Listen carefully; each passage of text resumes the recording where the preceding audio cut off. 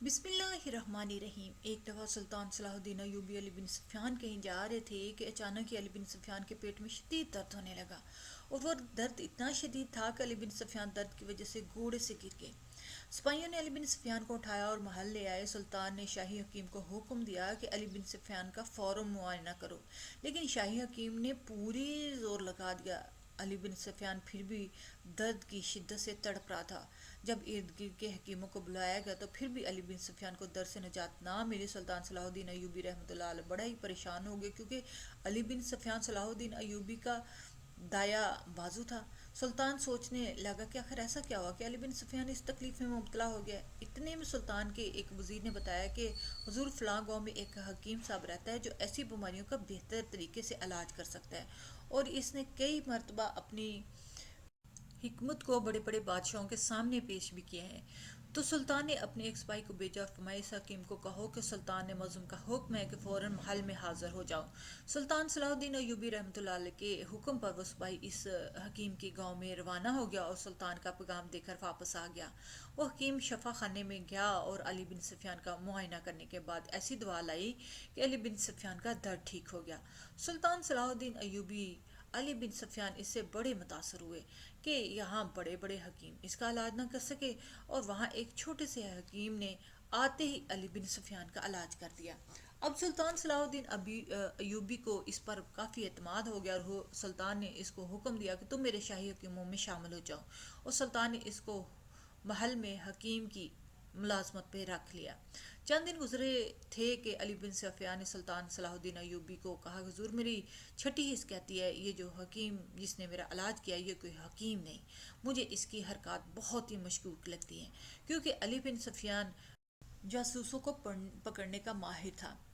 اس لیے علی بن سفیان نے اس کی کوئی مشکوک حرکت دیکھ لی تھی، جس سے علی بن سفیان کو لگا کہ وہ جاسوس ہے۔ سلطان صلاح الدین ایوبی نے کہا کہ یہ تم کیا کہہ رہے ہو؟ اب تو یہ ہمارا قابل بھروسہ حکیم بن چکا ہے، اور اس نے چند دنوں میں کتنے ہی زخمیوں کو ٹھیک کیا ہے، ہم اس پر کیسے شک کر سکتے ہیں؟ تو علی بن سفیان نے کہا حضور میرے پاس ایک ایسی ترکیب ہے جس سے ہم اس حکیم کا امتحان لیں گے۔ اگر یہ ہمارے امتحان میں کامیاب ہو گیا تو یہ غدار نہیں ہوگا، اور اگر یہ فیل ہو گیا تو یہ پھر غدار ہوگا، اور یہ کسی دشمن کی چال ہوگی۔ سلطان صلاح الدین ایوبی نے کہا بتاؤ کون سی ترکیب؟ تو علی بن سفیان نے کہا کہ حضور میں ایک ایسی جڑی بوٹی کے بارے میں جانتا ہوں جس کی خوشبو تقریباً آدھے میل سے دور تک آنے لگتی ہے۔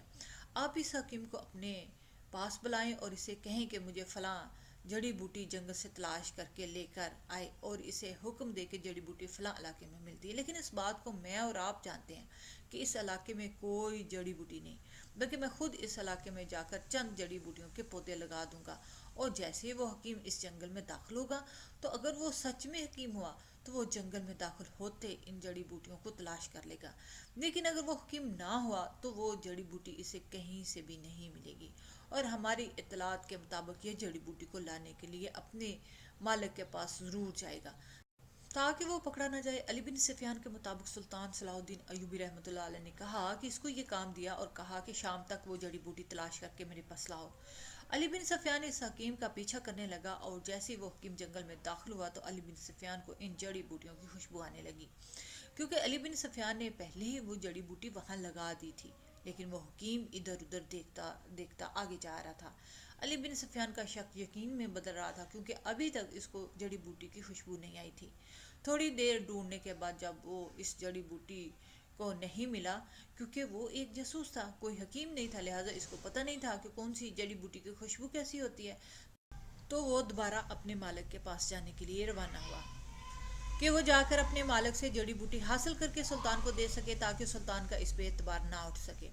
علی بن سفیان اس کا پیچھا کرتا جا رہا تھا تو وہ حکیم ایک غار کے اندر داخل ہوا، تو علی بن سفیان غار کے دہانے پہ جا کر کھڑا ہوا، تو اس حکیم نے اندر جا کر کسی آدمی کو کہا میں نے سلطان کے محل میں اپنے پاؤں جما لیے ہیں، اور سلطان اب مجھ پر دوسرے حکیموں سے بھی زیادہ بھروسہ کرتا ہے،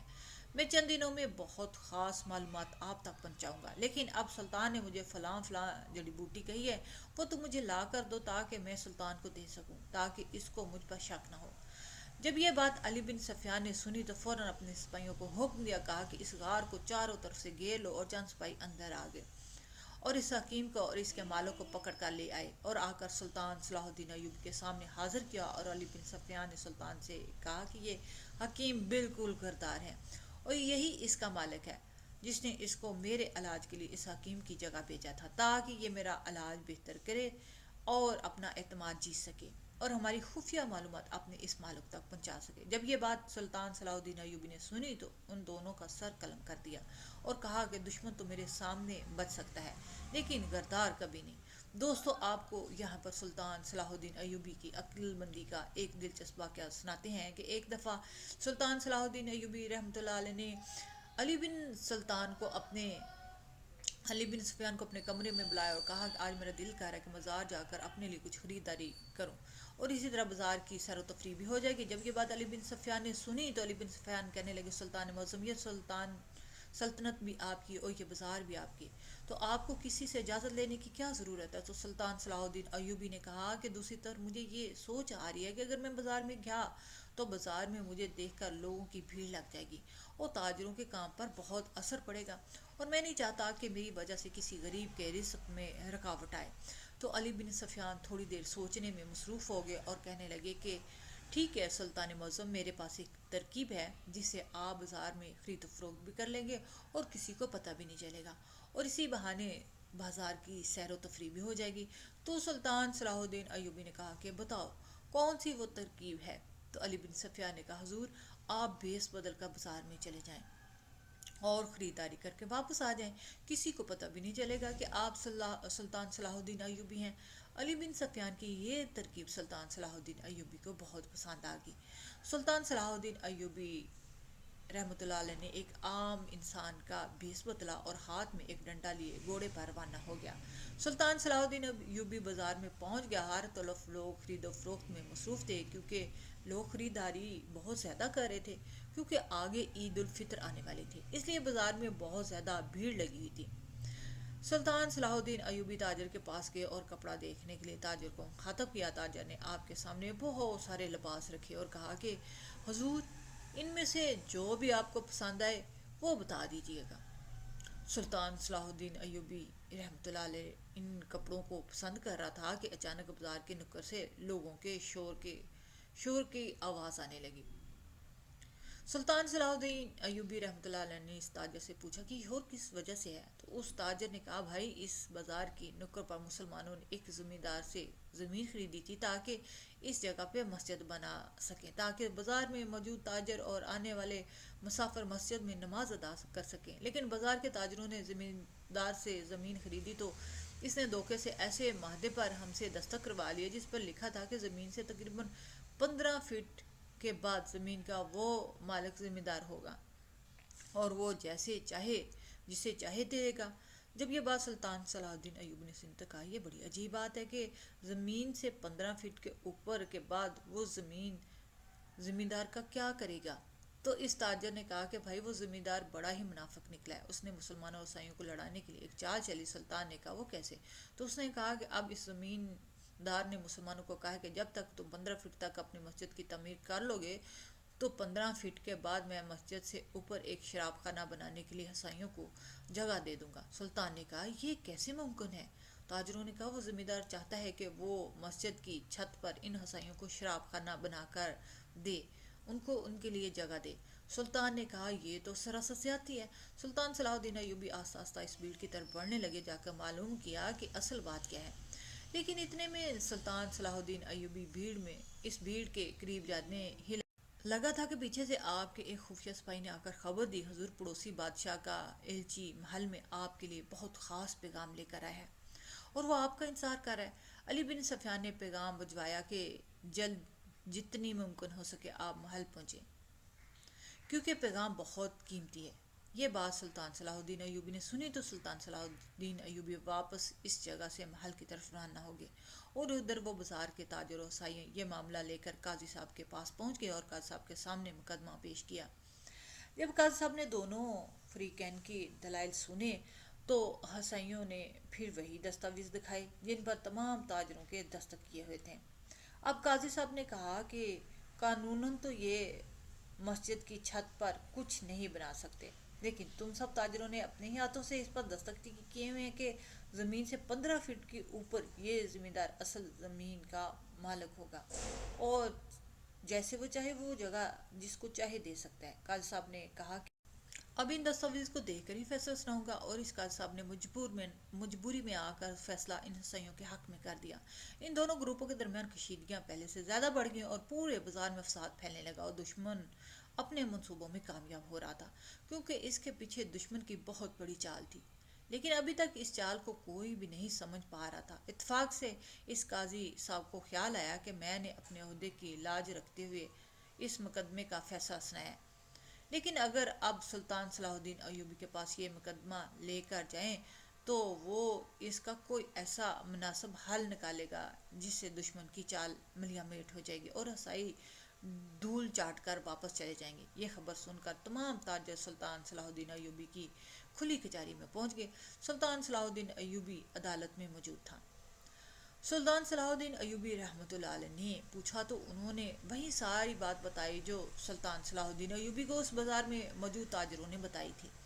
جب سلطان نے دونوں کے دلائل سنے اور دستاویز کو دیکھا تو سلطان صلاح الدین ایوبی نے کہا کہ معاہدہ وہی ہوتا ہے جس میں دونوں فریقین پورے حقائق جان کے، تب یہ میری نظر میں کسی کام کا نہیں، کیونکہ اس معاہدے پر ان تاجروں سے دھوکے سے دستخط کروائے گئے ہیں۔ لیکن اگر میں اس بنیاد پر فیصلہ ان تاجروں کے حق میں دے دوں تو تم صحیح یہی سمجھو گے کہ میں نے مسلمانوں کی طرف داری کی ہے اور انصاف سے ہٹ کے فیصلہ کیا، اور تم میرے پہ شک کرو گے، لہٰذا تم مسلمانوں کے مسجد بنانے کے بعد مسجد کی چھت پر شراب خانہ بنانے کے لیے اپنا سامان تیار کرو۔ یہ بات مسلمان تاجروں نے سنی تو بڑے حیران ہوئے اور آپس میں سرگوشیاں کرنے لگے کہ یہ سلطان کو کیا ہو گیا، ہم یہاں پر انصاف لینے کے لیے آئے ہیں، الٹا یہ ان ہسائیوں کے ساتھ مل گیا۔ تو جب وہ ہسائی چلنے لگے تو اتنے میں سلطان صلاح الدین ایوبی نے ان تاجروں کو اپنے پاس بلایا اور کہا کہ کبھی بھی پورے حقائق جانے بغیر تنقید کرنا عقل مندی کا کام نہیں، پہلے تو میری بات سن لو، پھر جو تمہارا دل کرے تم اپنی رائے دے دینا۔ تاجروں نے کہا کہ سلطان معظم، ہماری سمجھ میں کچھ نہیں آ رہا، اب آپ ہی ہمیں بہتر طریقے سے سمجھائیں۔ اتنے میں سلطان صلاح الدین ایوبی نے تاجروں کو کہا، تم نے زمیندار سے یہی وعدہ کیا نا کہ تم زمین سے 15 فٹ کی بلندی تک اپنی مسجد تعمیر کرو گے، اور اس کے بعد اوپر والا حصہ وہ زمیندار چاہے کسی کو بھی دے سکتا ہے۔ تو ہم تاجروں میں سے ایک تاجر بولا کہ جی ہاں سلطان معظم، ایسا ہی معاہدے میں لکھا گیا ہے۔ تو سلطان نے کہا کہ تم جاؤ اپنی مسجد کی تعمیر شروع کرو، جب مسجد تعمیر ہو جائے گی مجھے بتانا، لیکن ایک بات کا خیال رکھنا کہ تم نے مسجد کی تعمیر صرف 14 فٹ سے کم رکھنی ہے، اوپر نہیں کرنی۔ تاجر وہاں سے چلے گئے، انہوں نے جا کر مسجد کی تعمیر شروع کر دی۔ جب مسجد کی تعمیر مکمل ہوئی تو ادھر سے وہ حسائی اپنی تعمیر شروع کرنے کے لیے وہاں پہنچ گئی۔ اتنے میں سلطان صلاح الدین ایوبی رحمۃ اللہ علیہ کے پاس ایک تاجر پیغام لے کر آیا کہ سلطان معظم، ہماری مسجد کی تعمیر مکمل ہو چکی ہے اور اب وہ حسائی اپنا سامان لے کے پہنچ چکے ہیں۔ تو سلطان صلاح الدین ایوبی رحمۃ اللہ علیہ اسی وقت گھوڑے پر روانہ ہوئے اور اس بازار میں پہنچ گیا۔ تو حسائیوں سے کہا، تمہارا کیا معاہدہ ہوا تھا؟ انہوں نے کہا کہ ہمارا یہی معاہدہ ہوا تھا کہ ہم 15 فٹ کے اوپر اپنی مسجد کی چھت پر شراب خانہ بنائیں گے۔ تو سلطان صلاح الدین ایوبی نے ایک معمار کو کہا کہ یہ مسجد کی بلندی کتنی ہے؟ جب اس نے ناپا تو اس نے کہا کہ سلطان معظم، یہ صرف 14 فٹ تک ہے۔ تو اب سلطان صلاح الدین ایوبی نے کہا کہ تمہارا معاہدہ 15 فٹ کا تھا اور تم 15 فٹ کے اوپر ہوا میں جو چیز بنانا چاہو بنا سکتے ہو، ہمیں تمہیں اس بات سے کوئی غرض نہیں، لیکن اس سے نیچے تم ایک اینٹ بھی نہیں لگا سکتے۔ جب یہ بات ان حسائیوں نے سنی تو ان کے پیروں تلے زمین نکل گئی، اور وہ تاجر سلطان صلاح الدین ایوبی رحمۃ اللہ علیہ کی عقل مندی کو دیکھ کر تمام بازار سلطان صلاح الدین ایوبی کے زندہ باد کے نعروں سے گونج اٹھا۔ اور اتنے میں سلطان صلاح الدین ایوبی رحمۃ اللہ علیہ کی جاسوس نے معلومات حاصل کر لی کہ یہ سلطان معظم، یہ پڑوسی بادشاہ کی ایک چال تھی جو مسلمان اور عیسائیوں کو آپس میں لڑوا کر بازار میں فساد ڈلوانا چاہتا تھا، اور ان کا مالک وہ زمیندار تھا۔ تو سلطان صلاح الدین ایوبی رحمۃ اللہ علیہ نے اپنے سپاہی بھیجے، اسی وقت اس زمیندار کو پکڑ کر سلطان صلاح الدین ایوبی کے سامنے حاضر کیا گیا۔ تو سلطان صلاح الدین ایوبی رحمۃ اللہ علیہ نے تمام لوگوں کے سامنے اس کا سر قلم کر دیا اور کہا، جو بھی سلطان کی اس سرزمین پر غداری کرنے کا سوچے گا بھی کوشش بھی کرے گا اس کا انجام یہی ہوگا۔ جو راہ حق کا مسافر ہوتا ہے اللہ تعالیٰ اسے کبھی گرنے نہیں دیتا اور اس جگہ سے اپنے بندوں کی مدد کرتا ہے جہاں سے کسی کا گمان بھی نہیں ہوتا۔ امید ہے ہماری یہ ویڈیو آپ کو بہت پسند آئی ہوگی۔